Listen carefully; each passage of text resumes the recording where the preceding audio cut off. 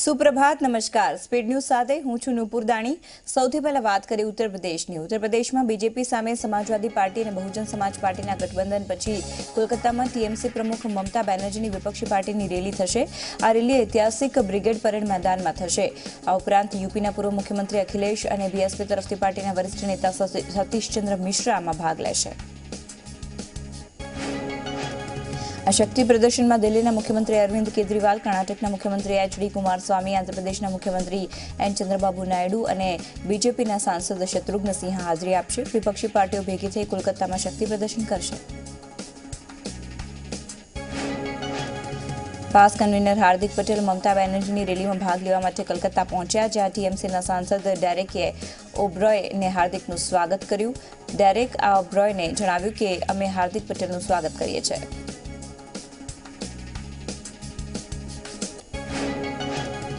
આગામી લોકસભા ચૂંટણીની જાહેરાત માર્ચના પ્રથમ સપ્તાહમાં થાય તેવી શક્યતા। જાણવા મળ્યા મુજબ લોકસભા ચૂંટણીની સાથે સાથે જમ્મુ કાશ્મીર, આંધ્રપ્રદેશ અને ઓડિશા તેમજ અરુણાચલ પ્રદેશની વિધાનસભા ચૂંટણી પણ યોજાઈ શકે છે। વર્તમાન લોકસભાનો કાર્યકાળ 3 જૂને પૂર્ણ થઈ રહ્યો છે।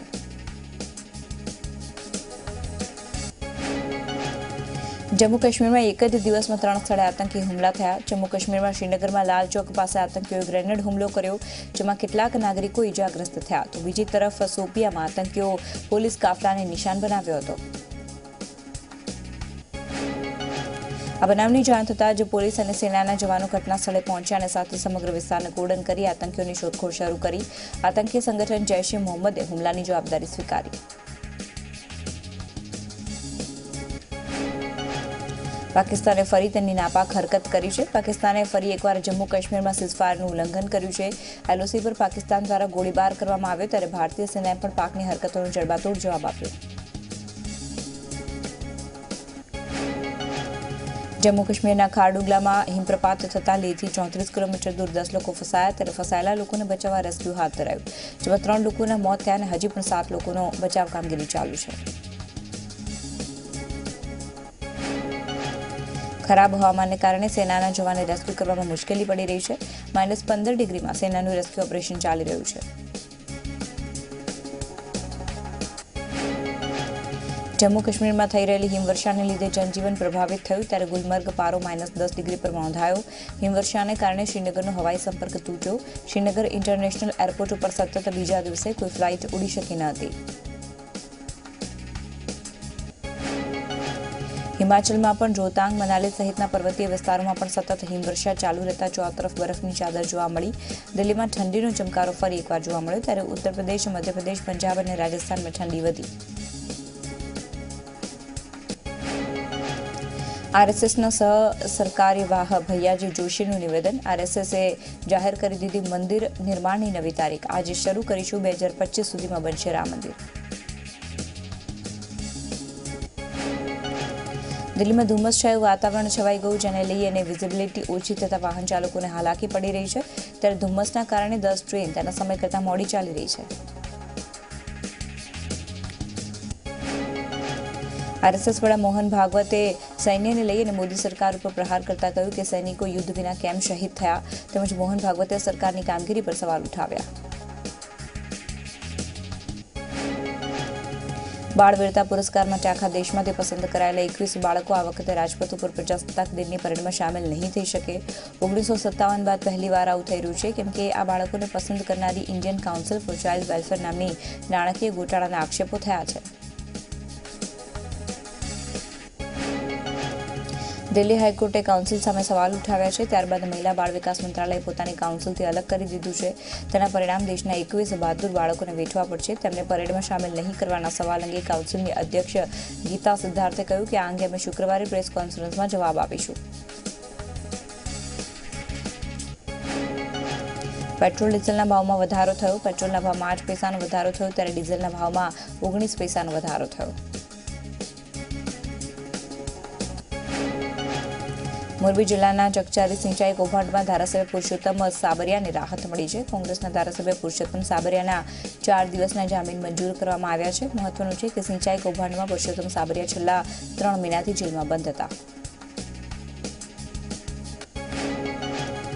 ગાંધીનગરના દહેગામ પાસે રખિયાલ રોડ ઉપર કોલ્ડ સ્ટોરેજમાં એમોનિયા ગેસનો બાટલો ફાટતા 4 શ્રમિકોના મોત થયા. બ્લાસ્ટના કારણે આસપાસના વિસ્તારોમાં નાસભાગ મચી ગઈ.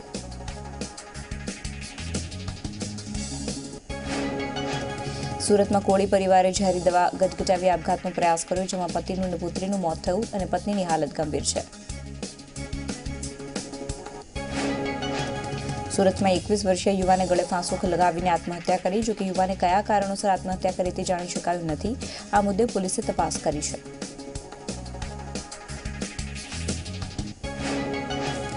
ગુજરાતના દરિયા કિનારાની સુરક્ષાને લઈને ભારત સરકારે 3 નવા ઇન્ડિયન નેવી મેરીટાઈમના સર્વેલન્સ એરક્રાફ્ટ સ્ક્વોડને મંજૂરી આપી છે. ગુજરાત અને તમિલનાડુમાં HAL એરક્રાફ્ટ હવે દરિયા કિનારાની સુરક્ષા કરશે. વાયબ્રન્ટ ગુજરાત સમિટ 2019માં પ્રધાનમંત્રી નરેન્દ્ર મોદીએ 3D પ્રોજેક્શન શોનું લોકાર્પણ કર્યું, જેમાં મહાત્મા ગાંધીજીના જીવન ઉપર આધારિત ફિલ્મનો લેઝર શો યોજાયો. પ્રોજેક્શન માટે 16 લેઝર પ્રોજેક્ટરનો ઉપયોગ કરવામાં આવ્યો.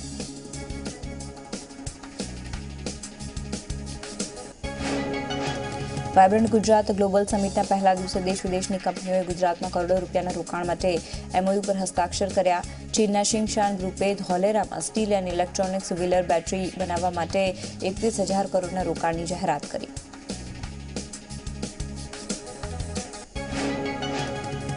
ઉબેરે પણ વાયબ્રન્ટ સમિટમાં 100 કરોડના MOU પર હસ્તાક્ષર કર્યા. ઉબર ગુજરાતમાં 2 વ્હીલરના માધ્યમથી પોતાની સર્વિસનો વિસ્તાર વધારશે. ગુજરાતમાં 50,000 યુવાનોને નોકરી મળશે તેવો દાવો કરાયો. ગાંધીનગરમાં વાયબ્રન્ટ સમિટમાં 3.86 લાખ કરોડથી વધુની રકમના રોકાણની જાહેરાત કરવામાં આવી. રિલાયન્સ ઇન્ડસ્ટ્રીઝે આગામી 10 વર્ષમાં 3 લાખ કરોડનું રોકાણ કરવાની જાહેરાત કરી. આ ઉપરાંત ગુજરાતના નાના મોટા વેપારીઓ માટે ડિજિટલ ઈ-કોમર્સ પ્લેટફોર્મ બનાવવામાં આવશે. ગાંધીનગરમાં સીએમની વિવિધ રાષ્ટ્રોના પ્રતિનિધિઓ સાથે બેઠક મળી. મુખ્યમંત્રી વિજય રૂપાણીએ પ્રતિનિધિઓ સાથે 1-to-1 બેઠક કરી. આ બેઠકમાં ઉદ્યોગ, વેપાર સહિતના મુદ્દાઓ પર વાતચીત થઈ. વાયબ્રન્ટ સમિટ 2019માં પ્રથમ વખત ડિફેન્સ સેમિનાર યોજવામાં આવ્યો. ડિફેન્સ એન્ડ એરોસ્પેસ અંગે સેમિનાર યોજાયો. ડિફેન્સ સેક્ટરમાં 4,000 કરોડનું રોકાણ કરવામાં આવ્યું. છેલ્લા 3 વર્ષમાં ડિફેન્સનું એક્સપોર્ટ 1,500 કરોડથી વધીને 10,000 કરોડે પહોંચ્યું. વાયબ્રન્ટ ગુજરાત સમિટમાં ઉપમુખ્યમંત્રી નીતિન પટેલે જણાવ્યું કે વાયબ્રન્ટને ચૂંટણી સાથે કોઈ લેવાદેવા નથી. રાજ્ય સરકારે વિકાસ માટે વાયબ્રન્ટ ગુજરાતનું આયોજન કર્યું છે અને દર 2 વર્ષે તે યોજાય છે.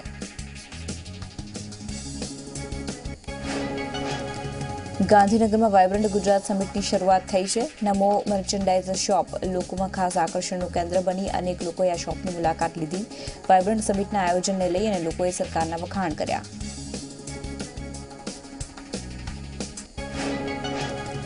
ગાંધીનગરમાં વાયબ્રન્ટ સમિટમાં પ્રધાનમંત્રીએ તમામ મહેમાનોને આવકાર્યા. તો આ સાથે જ વાયબ્રન્ટ સમિટમાં સામેલ તમામ દેશનો આભાર માન્યો. આ સાથે જ કહ્યું કે વાયબ્રન્ટ સમિટ સાચા અર્થમાં ગ્લોબલ બની છે. વાયબ્રન્ટ સમિટના પ્રારંભે જ કરોડોના રોકાણની જાહેરાત થઈ. ટોરેન્ટ ગ્રુપે 10,000 કરોડના રોકાણની જાહેરાત કરી.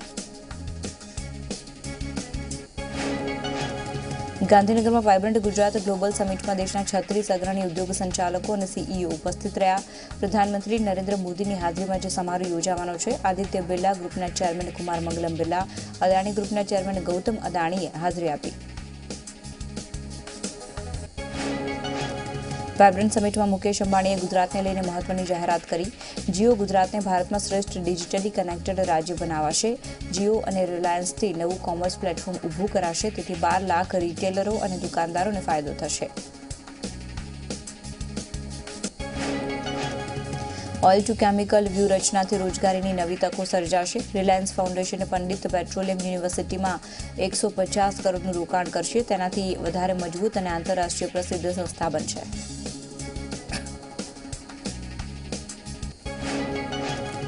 વાયબ્રન્ટમાં ગ્લોબલ ટ્રેડ શોની મુલાકાતે બિઝનેસમેન મુકેશ અંબાણી, ટાટા ગ્રુપના ચેરમેન N ચંદ્રશેખર પહોંચ્યા. ગ્લોબલ ટ્રેડ શોમાં રિલાયન્સ અને ટાટા જૂથનું પ્રદર્શન રખાયું. મુકેશ અંબાણીએ ટાટા જૂથના પ્રદર્શનને નિહાળ્યું તો રિલાયન્સના પ્રદર્શન સ્થળની પણ તેમણે મુલાકાત લીધી.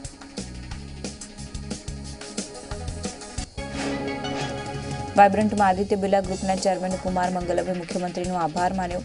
મેટ્રો પ્રોજેક્ટ અને હાઈવે પ્રોજેક્ટના યોગદાન માટે સરકારનો તેમણે આભાર માન્યો. આ સાથે જ આવનારા બુલેટ પ્રોજેક્ટમાં પણ યોગ્ય કામગીરી કરવાની બાંહેધરી આપી.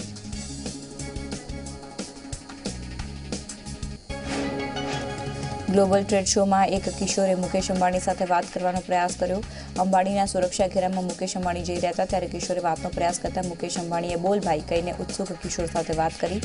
મુકેશ અંબાણીએ કિશોરને જવાબમાં પોતાને મેલ કરવાનું કહ્યું.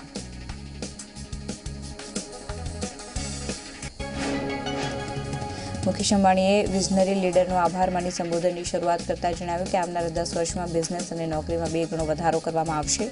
એન્ટરપ્રાઇઝ એન્જોયઝિંગ પાવર સાથે ગુજરાતી યુથને વિઝનરી ઇકોસિસ્ટમ આપીશું. મુકેશ અંબાણીએ ગુજરાત માટે 5 મોટી જાહેરાત કરી. રિલાયન્સ જીઓ 5G માટે તૈયાર. ઓઇલ એન્ડ રિફાઇનરીમાં હાઇડ્રોકાર્બન કાર સાથે રોજગારીની તકો. પીડીપીયુમાં 150 કરોડનું રોકાણ. રિલાયન્સ ફાઉન્ડેશન અને સ્માર્ટ સિટી સાથે પણ ગુજરાતમાં પણ સ્માર્ટ વિલેજ બનાવાશે. પ્રહર વોરા અને તેમની પત્ની સંપદા વોરાએ સંગીત કાર્યક્રમમાં રજૂ કર્યું. વાયબ્રન્ટ સમિટનો પ્રારંભ સંગીતથી થયો અને લોકોએ તેમના સંગીતને તાલીઓના ગડગડાટ સાથે વધાવી દીધું. વાયબ્રન્ટ સમિટનો પ્રારંભ થયો જય જય ગરવી ગુજરાતના લોકપ્રિય ગુજરાતી ગીતથી. આ સંગીત સ્ટેજ ઉપર રજૂ કરાયું. પતિ પત્નીએ આ સંગીત રજૂ કર્યું.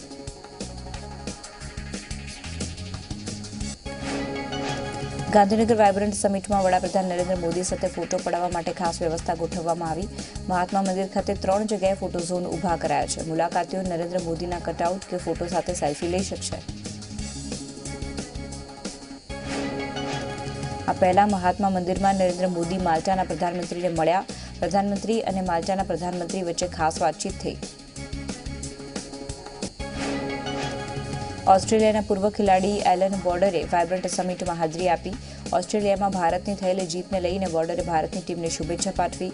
બોર્ડરે જણાવ્યું કે ભારતની ટીમે ફાસ્ટેસ્ટ બોલરની મદદથી જીત મેળવી છે. તો ટેસ્ટ સિરીઝમાં શાનદાર પ્રદર્શનને લઈને ચેતેશ્વર પૂજારાના પણ તેમણે વખાણ કર્યા.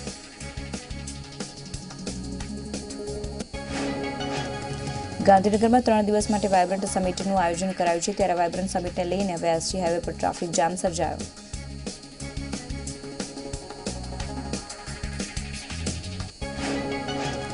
વૈષ્ણોદેવી સર્કલથી શરૂ કરીને હાઈકોર્ટ તરફ 2 કિલોમીટર જેટલો ટ્રાફિક જામ સર્જાયો, જેને કારણે વાહન ચાલકોને પરેશાન થવાનો વારો આવ્યો. તો ટ્રાફિક પોલીસ કર્મીઓની જહેમત વધી ગઈ.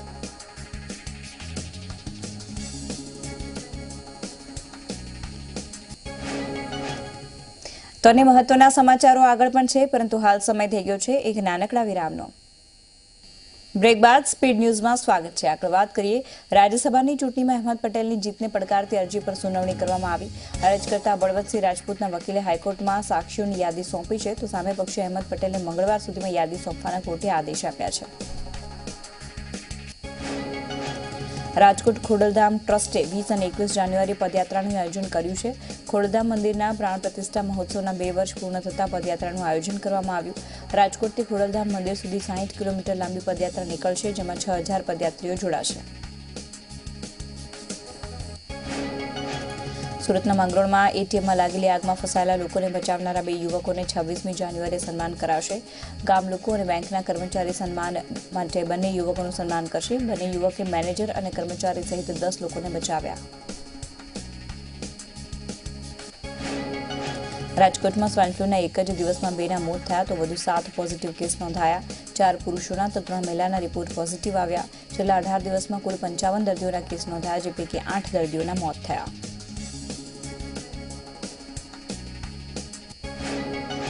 ઠંડીમાં વધારો થતાં રાજ્યમાં સ્વાઇન ફ્લૂના કેસમાં પણ વધારો થયો છે.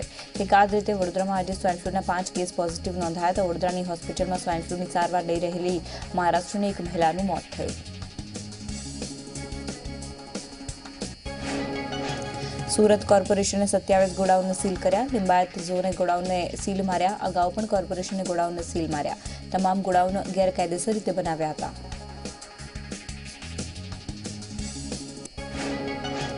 સુરતમાં જીએસટી વિભાગે ઈ-વે-બિલ વગરની 4 ટ્રક ઝડપી. અન્ય રાજ્યોમાં ટાઇલ્સ અને કાપડ મોકલવાનું મોટું કૌભાંડનો પર્દાફાશ કર્યો. જીએસટી વિભાગે હાઈવે પરથી 4 ટ્રક ઝડપી તમામ માલ જપ્ત કર્યો.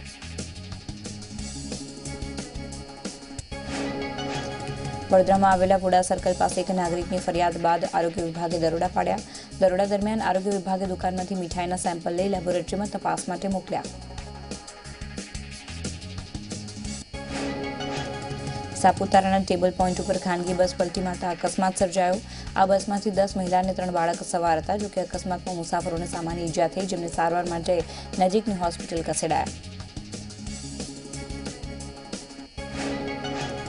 સુરતના લિંબાયત વિસ્તારમાં ગોડાઉનમાં આગ લાગી. આ બનાવની જાણ થતાં જ ફાયર વિભાગ ઘટના સ્થળે પહોંચ્યો, આગ ઉપર કાબુ મેળવ્યો.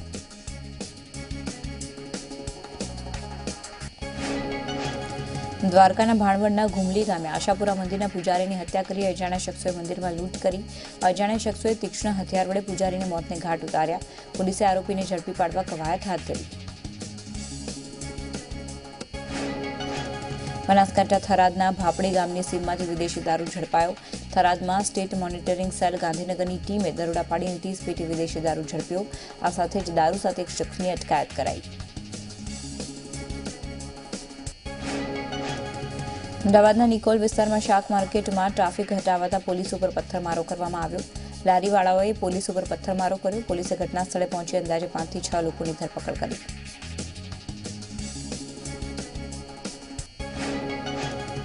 અમદાવાદ એરપોર્ટ ઉપરથી શંકાસ્પદ ટિફિન મળી આવતા બોમ્બ ડિસ્પોઝલ ટીમ અને ડોગ સ્ક્વોડ દોડતી થઈ. તપાસ કરાતા ટિફિન એરપોર્ટના કર્મચારીનું હોવાની વાત સામે આવતા તમામે રાહતનો શ્વાસ લીધો.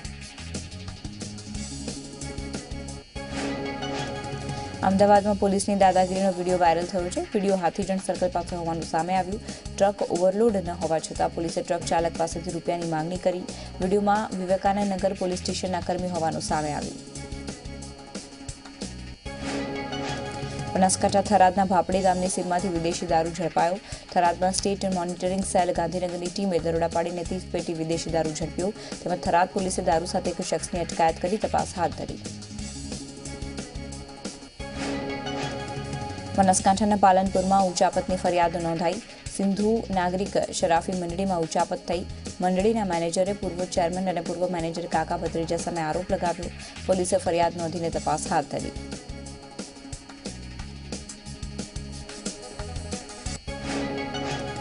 સુરતમાં જાહેર માર્ગ ઉપર એક મહિલાએ પુરુષને માર માર્યાનો વિડીયો વાયરલ થયો. બોગસ પત્રકાર મહિલાને ફોન કરી અને વારંવાર હેરાન કરતા મહિલાએ જાહેરમાં બોગસ પત્રકારને માર માર્યો. ઘટનાને કારણે આસપાસના લોકોના ટોળા વળ્યા અને તેઓએ પણ બોગસ પત્રકારને માર માર્યો. સુરત ઇન્ટરનેશનલ એરપોર્ટ ઉપર કસ્ટમ વિભાગમાં 8 અધિકારીઓની નિમણૂક કરવામાં આવી. 8માંથી 2 અધિકારીઓ અમદાવાદ એરપોર્ટના છે. સુરત એરપોર્ટને ઇન્ટરનેશનલ ફ્લાઇટ મળતા અધિકારીઓની નિમણૂક કરવામાં આવી. 30મી જાન્યુઆરી પ્રધાનમંત્રી ફ્લાઇટની શરૂઆત કરાવશે.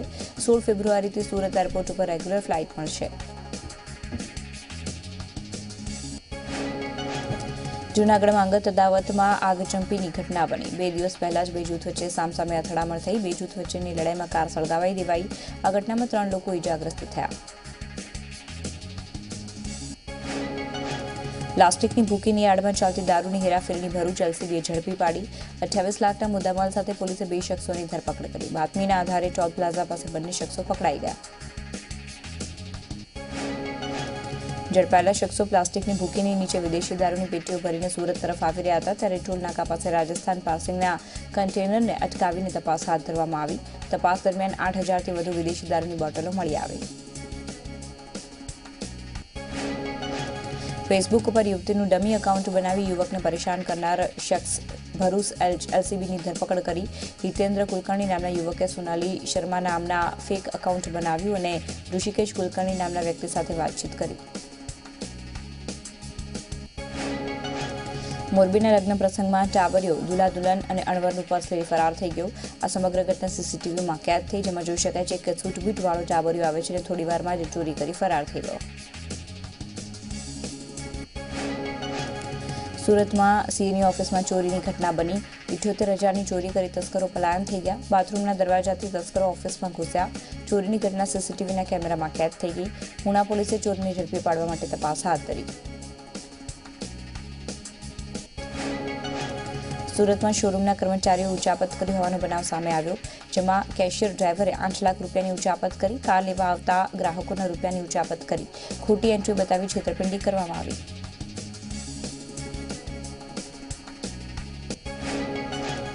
બનાસકાંઠાના થરાદમાં પાણીની પાઇપલાઇનમાં લીકેજ થવાના કારણે મોટા પ્રમાણમાં પાણીનો વેડફાટ થયો. થરાદ ચુડમેર રોડ પર પાણીની પાઇપલાઇનમાં વાલ્વ લીકેજ થયો. પાણી પુરવઠા વિભાગની બેદરકારીને લઈને સ્થાનિકોમાં નારાજગી જોવા મળી. બનાસકાંઠાના પાલનપુરમાં જિલ્લા કક્ષાનો ધ્વજવંદન કાર્યક્રમ યોજાવાનો હોય સ્વચ્છતા અભિયાન હાથ ધરવામાં આવ્યું. વન વિભાગ તેમજ કોલેજના વિદ્યાર્થીઓ જંગલમાંથી કચરો વીણવાનું કામ કર્યું હતું અને આજુબાજુના વિસ્તારને પ્લાસ્ટિક મુક્ત બનાવવા માટે અભિયાન કર્યું.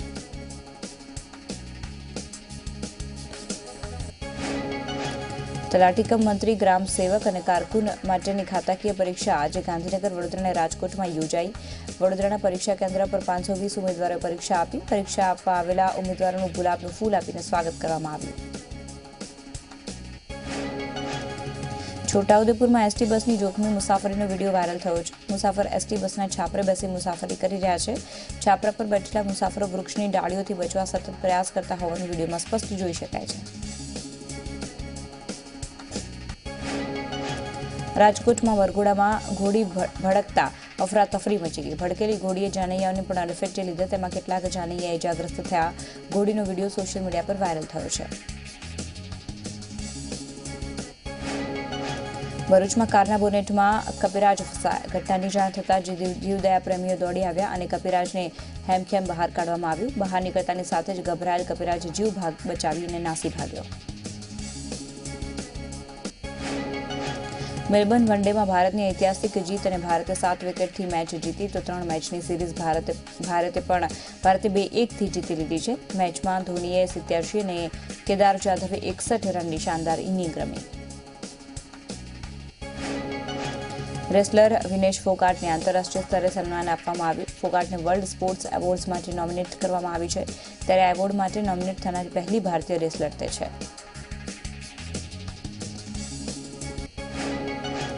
બોલિવૂડની બોલ્ડ અને બહાદુર અભિનેત્રી કંગના રાણાવતે કરણી સેનાની ધમકીને વળતો જવાબ આપ્યો. કંગનાએ જવાબ આપ્યો કે તે કોઈનાથી ડરી નથી અને લડ્યા વિના હિંમત નહીં હારે. અભિનેત્રીએ જણાવ્યું કે 4 ઇતિહાસકારોએ મણિકર્ણિકા જોઈ છે. સુશાંત સિંહ રાજપૂત સાથે બ્રેકઅપ બાદ અંકિતા લોખંડે પોતાના સંબંધને લઈને ફરી એક વખત ચર્ચામાં છે. લાંબા સમયથી તેનું નામ બિલાસપુર બેઝડ બિઝનેસમેન વિકી જૈન સાથે જોડાતું હતું. ત્યારે હવે અંકિતાએ પોતાના રિલેશનને લઈને વાત કરી કે હું રિલેશનશિપમાં છું, પરંતુ અત્યારે લગ્નનો કોઈ ઈરાદો નથી. લંડનમાં ન્યુરોએન્ડોક્રાઇન ટ્યુમર જેવી દુર્લભ અને ગંભીર બીમારી સામે ઝઝૂમી રહેલો અભિનેતા ઇરફાન ખાન સારવાર બાદ ભારત પરત ફર્યો. બીમારીમાંથી રિકવર થયો, પરંતુ તેની અભિનેતાએ સત્તાવાર જાહેરાત કરી નથી. ગયા વર્ષે 16 માર્ચે ઇરફાન ખાને સોશિયલ મીડિયામાં એક પત્ર પોસ્ટ કરીને પોતાની બીમારીની સત્તાવાર જાહેરાત કરી. લંડનમાં જ ઇરફાને એક બલ્બની એડ શૂટ કરી અને ભારતમાં પણ પોતાના અપકમિંગ પ્રોજેક્ટ હાથમાં લેશે તેવું અનુમાન લગાવવામાં આવી રહ્યું છે.